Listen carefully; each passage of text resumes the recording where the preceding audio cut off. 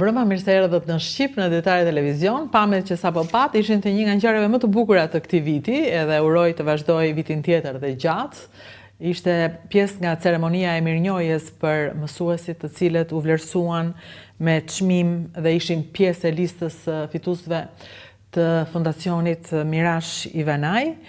Në fund të këtij emisioni, ju ftoj ta ndiqni gjithë ceremoninë, është e bukur, është e bukur. Është e bukur të jesh mirënjohës ndaj atij që të bën ty, që ka ndikim të jashtëzakonshëm tek ti, dhe ai është mësuesi.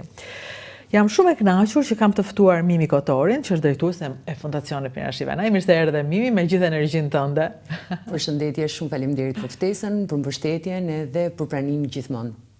Të pash tek nëse epeshin çmimet tek Arditi dhe gjithë ceremonia ishte shumë e bukur. Madje kur mora një zysh që do ta ndajmë së shpejti, cila është një intervistë e bukur me atë që u votua më shumë nga të gjithë në Tiranë, dhe është zysh e Samiut, me drejtoresha Majlinda Aziu. Dhe këtë i thash, unë u preka kur pash që mësuesit u prekan, që nxënësit të cilët ishin publika të ditë duart trokisnin. E gjitha ishte një ceremoni e bukur mirënjohje. I gjithë ky çmim është një çmim i mirë. Si ndodhi shera e parë, është çmim pilot, është vetëm Tiranë, e tregojmë gjithë hap pas hapi? Po, patjetër me shumë kënaqësi. Atëherë ne e filluam vitin 2026 me një ide të qartë që do bënim disa projekte që vazhdonin në trashëgiminë e Fondacionit Ivanaj. Fondacioni Martin dhe Mirash Ivanaj është themeluar nga Drita Ivanaj, e bija e Martinit. Drita në portofolin e saj të projekteve ka pasur projekte që ka realizuar dhe projekte që ka dashur shumë të realizojë, por që nuk ka mundur. Dritën fatkeqësisht e humbëm vjet në fund të korrikut dhe në këtë vit patëm një tranzicion në drejtim dhe në staf të fondacionit. I bashkojmë si drejtuese projektesh dhe vendosëm planin e aktiviteteve të vitit. Aktiviteti jonë në fondacion lidhet shumë me figurat tona të fondacionit, kështu që ka lidhje me edukimin, arsimin, trashëgiminë kulturore, ligjin e tjerë. Nuk kishte projekt më të mirë për këtë vit, se sa ta nisnim me çmimin Mirash Ivanaj mësuesi i vitit. Kështu që e nisëm duke vazhduar linjën e fondacionit. E nisim me këtë çmim sepse është shumë shqetësuese për ne si familjar, si prindër fëmijësh që shkojnë në për shkolla dhe ndjekin të njëjtin sistem arsimor si të gjithë të tjerët, po edhe si më të ndjeshëm arsimin për shkak të backgroundit ton, të nisim një diskutim të ri për mësuesin. Jemi gjithmonë të shqetësuar për nivelin, për pakënaqësitë, për çfarë ndodh në shkolla, për sigurinë e tjerë, por harrojmë në këtë mes të themi fjalët e mira për mësuesit, të themi falenderimet, të themi vlerësimet, të themi që në fakt mësues të ndryshëm kanë ndikuar në këtë mënyrë në jetën tonë dhe ne jemi këtu. E harrojmë diskutimin se si një mësues në fakt ndryshon jetën e fëmijëve, se si shkolla, klasa, komuniteti aty në fakt të formoson edhe të bën atë çfarë je jashtë familjes tënde, kështu që është përballja e parë. Nuk ishte element më të mirë se sa të përmendim Mirash Ivanaj në këtë çmim, ndaj ai ministër i arsimit në vitet 33-35, i njohur për reformën Ivanaj, i palëkundshëm në parimet e veta, dhe e gjithë nisma u kristalizua në të njëjtën formë. Shumë bukur. Do të thënë përkon të çdo gjë, edhe me simbolikën e çmimit, me emrin e një ministri reformator, do të thënë e gjitha ishte në vendin e dur. Ndërkohë, pritshmëria ishte e tillë që njerëzit në shumë pak kohë, un kam parasysh që ishte shumë pak koha që u ndau nga votimi, nga vendosja, nga organizimi, nga të gjitha. Duke sikur kishit vite që përgatiteshit, po ju kam përshtypjen pak javë. Kishim shumë pak javë, ne kemi fatin të kemi një bord shumë mbështetës dhe kemi një drejtor ekzekutiv shumë vizionar dhe pastaj stafi nuk është poshtë këtij niveli, është thjesht përkon me energjinë dhe me deadline. Donim shumë të kishim një aktivitet që e bën të fondacionin të njohur për në një shkallë shumë më të lartë se ç'ishte, dhe donim shumë që ta bënim për 7 mars, sepse pavarësisht se vinte shumë herë dhe ishte shumë e ngjeshur dhe intensive, ishte koha që bënte sens. Nuk do bënte sens në shtator, nuk do bënte sens në qershor etj etj. Kështu që ne në shumë pak kohë e organizuam, nisëm publikimin dhe marketimin dhe më pas nisëm fazat e projektit. Projektin e ndam në 2 faza, në fazën e propozimeve dhe në fazën e votimit.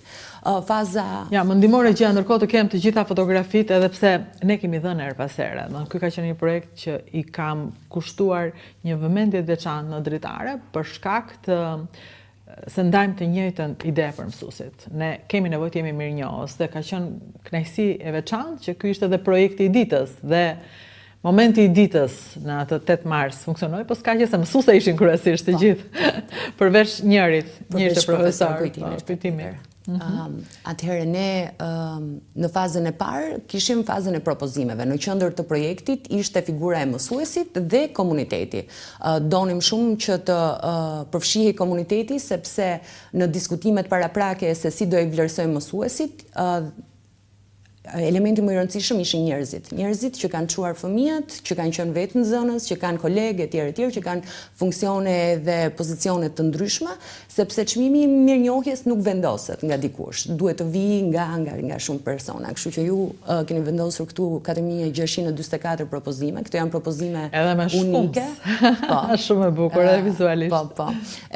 Këto janë propozime unike që kanë ardhur nga banorët e qytetit të Tiranës. Projekti u zhvillua vetëm në Tiranë. Për këtë vit, si një vit i parë dhe edicion pilot, e menduam që ta kemi në Tiranë për ta pasur edhe si një test të mirë, për ta pasur edhe numerikisht një lloj, sepse Tirana është qyteti më i madh i Shqipërisë dhe nëse do përfshim qytetet e tjera, duhet një përllogaritje tjetër, pastaj se edhe përfshirja do jetë ndryshe. Por mund të ndodhi dhe në gjithë Shqipërinë, mund të përhapet. Patjetër. Ritregojmë këtë që ndodhe njerëz se pastaj vjen tek ardhmja. Pra 126 shkolla publike. Bëhet fjalë vetëm për shkolla publike. Pse i përshtot privatët apo doni të kishit? Në linjën, në vazhdimin e linjës Mirash Ivanajt dhe përfshirjen e vetëm shkollave publike, vendosëm që në këtë edicion pilot të kemi vetëm shkollat publike. Shumë mirë pat. Si një nga kriteret. 14 ditë, vetëm 14 ditë ishin pra, të thash javë, në fakt ishin ditë. Po, pak javë ishin në fakt, ishin në 14 ditë dhe votimi ishte 4-5 ditë pastaj në total, kështu që ka qenë intense e gjitha, ka qenë një shqetësim i madh përçimi i informacionit, lidhja me audiencën, me njerëzit, me nxënësit e tjerë. Nuk ka qenë problem fatmirësisht, mekanizmat dhe mbështetja ka qenë shumë e madhe. Ministria e Arsimit nëpërmjet zyrës vendore të arsimit na ndihmoi për të çuar gjithë informacionin në rrjetin e tyre të shkollave. Po, sepse duhet të votojë direkt nga nxënësit në shkolla. Apo mund të votojë edhe nga të jashtëm, nga ish nxënës. Patjetër. Po, mund të votohej nga kushdo.